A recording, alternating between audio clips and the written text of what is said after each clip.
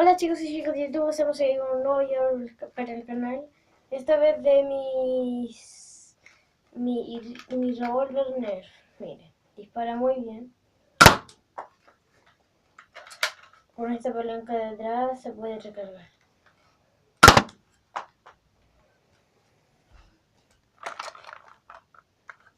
Tiene 5 balas, como ven ahí, 5 en el barril. Tal vez si le doy al... Bueno, este me lo compraron para Navidad. Se pueden ver muy bien. Como ven, me di para mí mismo. Otra vez me disparé a mí mismo y me quedé sin balas. Este funciona así. Sí, mira, estoy bien.